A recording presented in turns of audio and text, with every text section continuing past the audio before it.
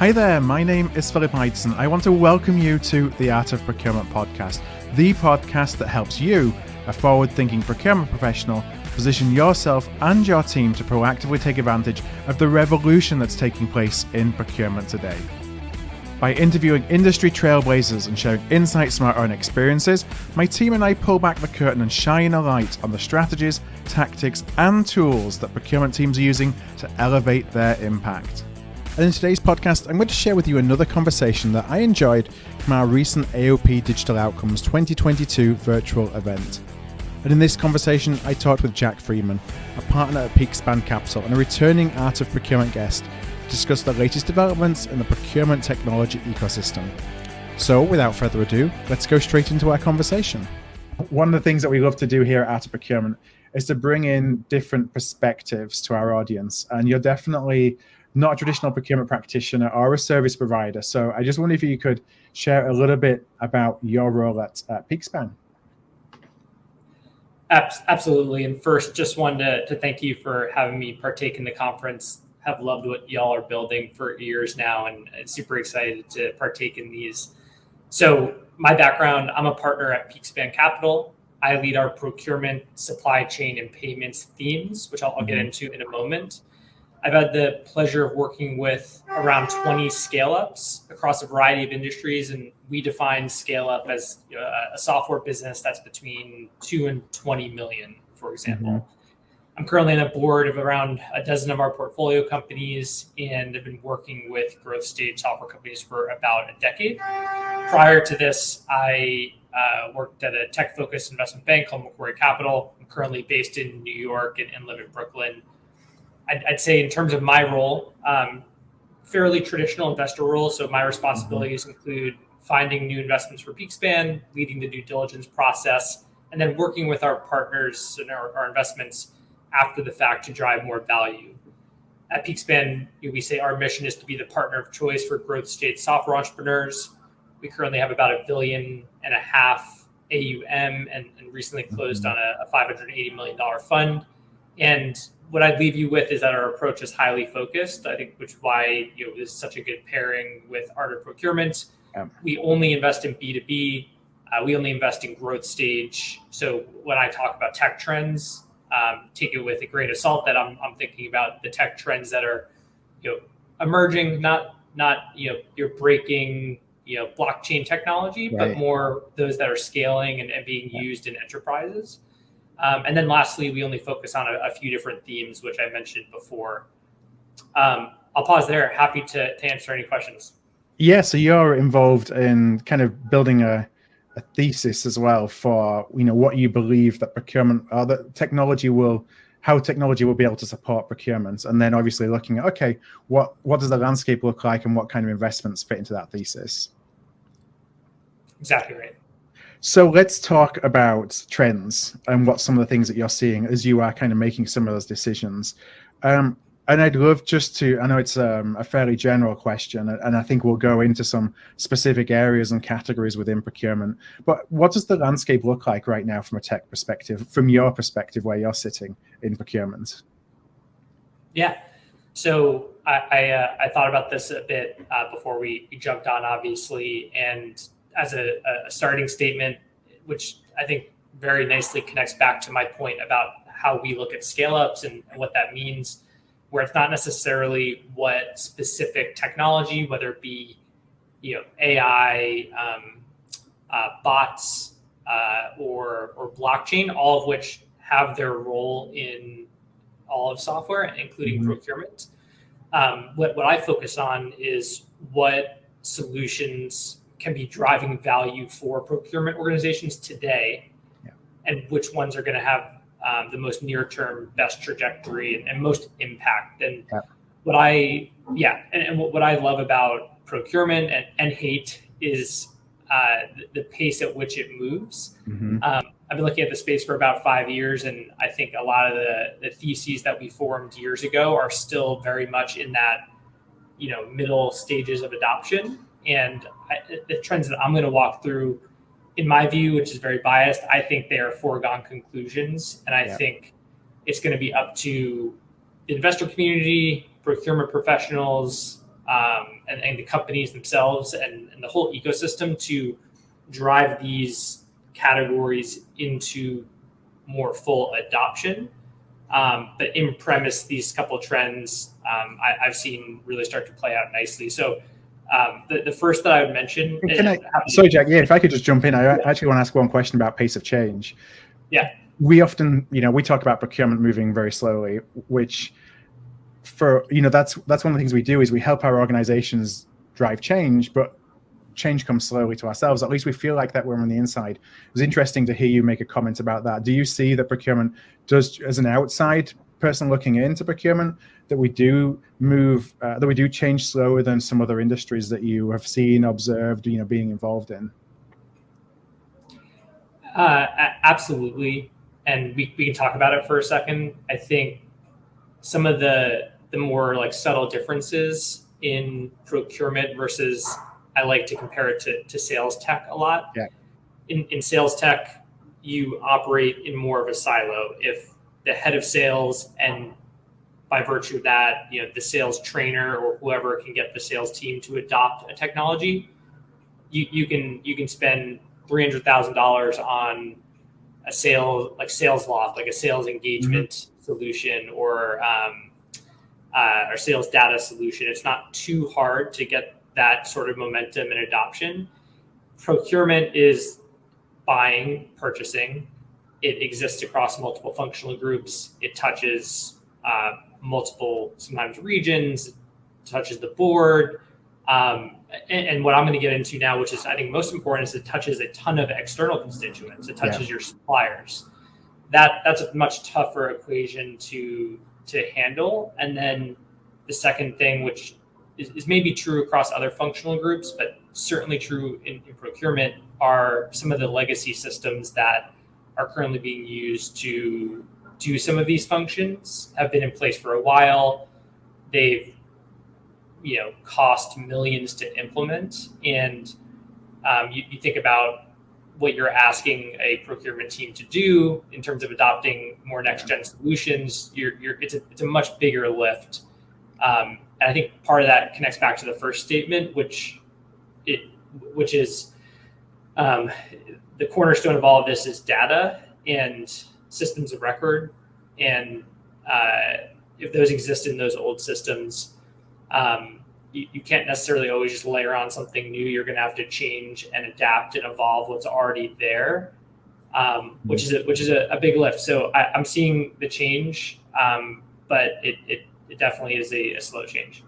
So it sounds like a couple of things really coming to the fore. One is sunk cost of all the investments that are made in that existing tech stack, and probably how to extract yourself from that if you're looking to go in a different direction. And actually complexity, which is really interesting, because you think, well, procurement, can't we just move faster? And it's a really interesting point you make about the interconnectedness of procurement technology with the rest of the business that other tech stacks, like a sales tech stack, like a marketing tech stack, might not have. So perhaps be less hard on ourselves to pace of change and more think about, okay, how can we actually work through the complexity issue as opposed to, hey, work faster, so to speak. So let's get into some specifics, so which you were going to do before I just jumped in and asked you about that pace of change. What are you seeing from a category perspective? Yeah, absolutely. Excited to dive in. The first one I'd note, I'm going to say spend analytics, but let's just call it data as like the most broad tech topic I could ever bring to you. People were getting excited about big data or data a decade ago. In every functional group, it proliferated all of software. The ability for folks to harness the power of lots of data at scale has really transformed like the entire technology industry, you can argue, over the last 10 years. That procurement is not excluded from that. And purchasing data, so like spend data, supplier data, all of this data, I'd say it's the most obvious trend ever, slapping us all in the face. But it's still not where it should be, in my view. I think you can boil down the prowess of a organization as a whole, but also a procurement organization or supply chain organization by how much visibility and insight they have into their operation. If you ask them a couple simple questions around where they're spending money, can they get that answer for you in a couple of minutes, a couple of days, or is it going to take a $60,000 engagement with Deloitte to get you that answer? Yep. All of those, are options. And with the data and the tools out there, it's fully possible to digitize your organization and have a handle on where every dollar is being spent and cutting it in a million different ways. And once you can harness the power of your spend data, then it gets fun, right? Yeah. Then we can talk about sustainability. We could talk about anything under the sun. But I would start with spend analytics and just harnessing data as the first trend of one that we've been talking about for over a decade, still in the early middle innings of adoption. And for any individual organization or market, if you can push that adoption to more full adoption or just more deep adoption per company, you're going to see the most outsized impact. Mm-hmm. That when we talk about data, because there's a lot of providers in the market who focus on specific types of data, spend data, ESG data, risk data, you name it, and so you have all these data sources. You start to see now companies who are making a play to be the like single source of truth, if you will. I mean, are you seeing that play out in solutions where everyone's going there, or really you're now looking for the providers now coming and saying, I want to be the single source of truth, and then I'm going to pull in data from all these other data providers, if you will? Like, how do you look at those kind of interacting with each other? Yeah, it's a really good question. I think this starts at the company level and the organization level, and there's probably a number of categories and solutions that support whatever vision the organization has for their data prowess and capabilities. If you look into other markets or just anyone, there are there are databases, there are like supplier information management. There's MDM companies, there's CRM-esque company, systems of record, there's like data visualization companies like Looker. The companies that I've seen, and now I'm talking more in our portfolio, who are good at harnessing data, they'll have these multiple systems. So they'll have Salesforce, they'll have HubSpot, they'll have like Zoom Info, they'll have external data sources, they'll have product data, and they'll pull it all into like a Looker and be able to tell you any kind of cut of the data that you'd like. In procurement, the sources are different. I think, as I'll get into in a future topic, knowing who your suppliers are, just having that one single set of suppliers is super important. Data on those suppliers, whether it's given to you by the supplier or external data, which is a whole category, as you know, it is important. And then the purchases that are happening, that's going to come from another system, more of a financial system. And then pulling those all into a single kind of analytics platform to look at it is the kind of the holy grail. But there's not going to be one solution in any market. I don't think that you can just buy and have the magical answer. It's going to be someone architecting via API a couple of different systems. And you're then building the dashboarding tool, if you will, or you're having a dashboarding type tool which is going to provide access to it, but it's coming in from all these different providers, all these different sources. I know we could probably talk data for the rest of the session. What are some of the other categories that you're seeing a lot of interest in right now?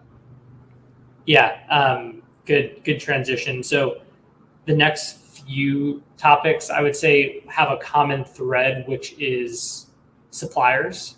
I think similar to data as one kind of cornerstone of a really next-gen forward-leaning procurement strategy, suppliers would be my second cornerstone. So it starts with knowing who your suppliers are, supplier onboarding, supplier communication. Sometimes you can call this like supplier management, who whatever category name you want. And I would say you can trace a lot of the initiatives and trends that we all love to talk about back to this. So, for example, sustainability. If you were to ask a board or a company or a CPO, how sustainable are you?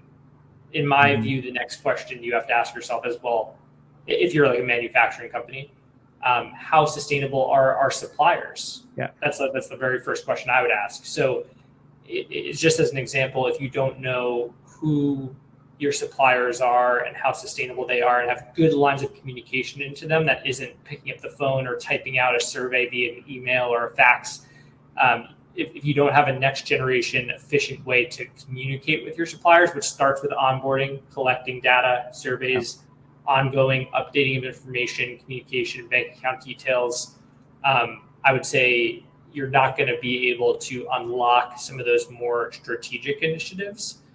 And like my first comment, I would say supplier onboarding and management still seems like a bigger pain point than it should be. And I think that has to do with a lot of the existing systems that we're still struggling to grapple with and to update and to replace and pick your poison.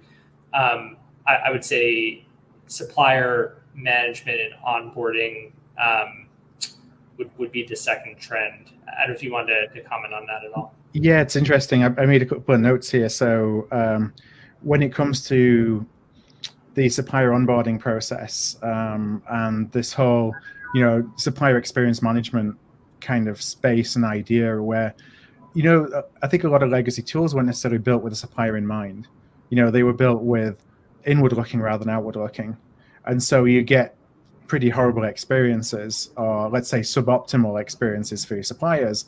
And it's interesting now that we're taking kind of a bigger picture view of who do we, of what the supply chain is and who are our stakeholders. Our stakeholders are not just internal, but our stakeholders are external. We do have to start thinking about being a customer of choice.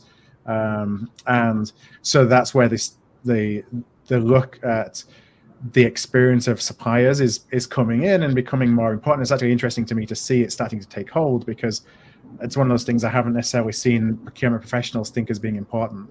And now there's this recognizance that it is, which for me opens up a whole different mindset that goes way beyond, onboarding, but it's more to how do we see our suppliers as partners rather than seeing our suppliers as, a vendor on the street corner who we just happen to buy stuff from.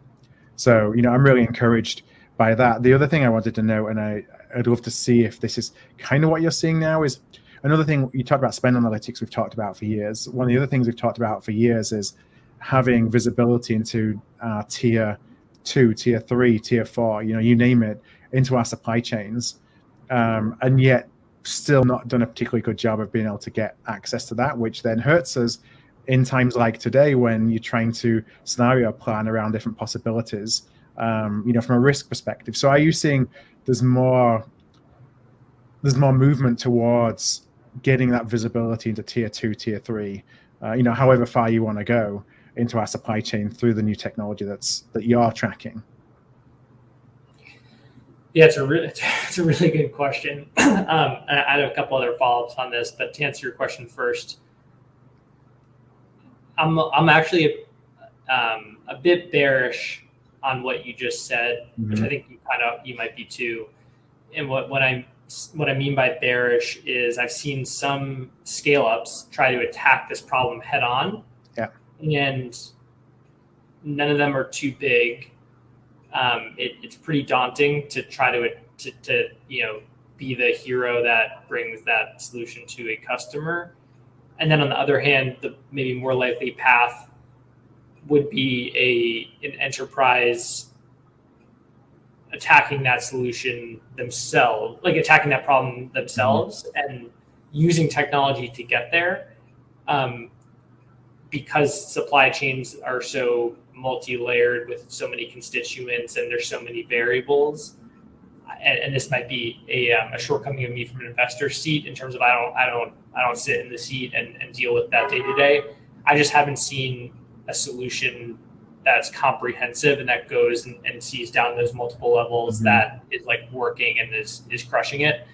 So for those reasons, I'm still, I'm more bullish on like a lower stakes product or something that solves a smaller pain point versus what you described, because I think that is the holy grail, but I haven't seen anyone come close to it from my vantage point.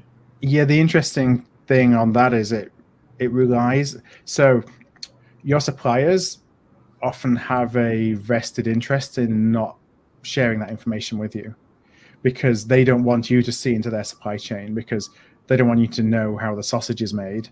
And so this technology is, you're trying to overcome the will and the resistance of your supply base in sharing it with you. And I think that's often one of the roadblocks, is that folks just don't want to tell you who their tier 2 and tier 3 suppliers are. One, because they don't want you to be going and communicating with them directly. And two, they're afraid that you're just going to re-engineer what you're ultimately buying and the value that they're placing on that as a tier 1, and go and do it yourself and take them out of the equation. Yeah, it's a super smart comment. I couldn't agree more. And back to something else you said, I think this is a great topic. And the next one I was going to mention was supplier experience. So you stole my thunder there. I think the amount of, back to the data point, the amount of data on products. Yeah. So if you think about like your suppliers, if you're a manufacturing company, your suppliers, their products, the amount of data on their products, the richness of that data is now proliferating. Those suppliers are also selling across multiple channels, and they have like a million different configurations of the product. So because that data exists, it's therefore valuable and can be used. So it's not just about supplier data, like their entity number and jurisdiction and address and bank account details. It's also thinking about, well, what can they send me via API that tells me about the products that I'm buying from them? Yeah. And I can ingest those into my system for my buyers to make informed purchasing decisions. Or maybe I'm doing scenario planning and supply chain planning, and knowing the intricacies of the products that I could buy is super important. So I'd add that as well. And you see those types of things going really well in B2C e-commerce. So like product information management, but not so much in B2B, where it's still pretty antiquated and you're still buying off of catalogs and, over the phone. Right. And then on supplier experience, I think, to make a macro level comment, the supply chain is super messed up right now, and there's lots of shortages, and it's never been more important to have direct lines into your suppliers, have them like you and like working with you, make it easy to work with you. So to your comment, making that a competitive advantage and thinking about supplier experience, I think is going to be a huge trend going forward, because we're not where we were 10, 20, 30 years ago, where suppliers were begging for business, right? And you can shake them around however you want. It's kind of the reverse. Yeah, it's the power dynamics that I grew up with in the automotive industry, that we're on a mission to try and change as well, from a procurement perspective, to look at your suppliers as partners, look at you in a different way. What's always really frustrating about the customer of choice conversation is, one, it's one of those things that we actually struggle to get a little bit of traction with until you have times like this. And when you have times like this, it's already too late, because those that have been investing in their supplier relationships, the ones that then reap the benefits in uncertain times, because they already have those. And so, procurement organizations are then find themselves, when they don't have those relationships, and now running around a little bit trying to get hold of the supply that they can get hold of. The question is, do you go back and apply those lessons learned and recognize that being a customer of choice is the only option? And that'll be interesting to see how that evolves once the initial shock of what's happening right now and the impact that has on procurement subsides. Do you just go back, revert to type, or do you then start to invest in, whether it's training, whether it's software, all of the above, to change your mindset to how you think about working with your suppliers? Yeah, well said. No, super well said. And yeah, you have that vantage point of living through it years ago. I forgot about that. Yeah, go for it. No, I was just going to say, if there's, we've probably got 5 or 6 minutes left of the session, and it's one that we have so much more we could possibly talk about. But I'd love to know if, is there anywhere that you're looking, any other areas that you see? If not, I have a couple of other questions I can definitely throw at you. Yeah, absolutely. I have 3 trends left, and I can name them so that if folks want to follow up with me, they can. I'll let you pick. I have a favorite of the 3, but I'll let you pick. 1 is payments, 2 is tail spend, 3 is sustainability. So let's go with, I'm interested to go with tail spend only because it's a problem that we've been addressing. I think all 3 are relevant for procurement. Tail spend is another thing we've been trying to talk about for 10, 15 years, and we've thrown different solutions against the wall to see what sticks and what doesn't. So I'm interested to see if you're seeing anything, a different direction or a different option for procurement folks to think about in terms of how they manage their tail. Yeah, absolutely. I'll weave in a little bit of payments, but that's a great one to hit. So I think tail spend, to your point, it's been talked about for a while. It's a concept, right? There's always a long tail of everything, and in procurement, the 80% of transactions that make up 20% of your spend, that's going to give any team a huge headache because that's a lot of work for not a lot of reward, and that gets pushed to the back seat. The solutions at the most infrastructure level are going to be digitization and automation. I can probably sum it up right there. So I think there's probably multiple ways to skin the cat, but automation is probably the most straightforward one to talk about. This is what like Fair Market does, or maybe BidOps or Supplier AI.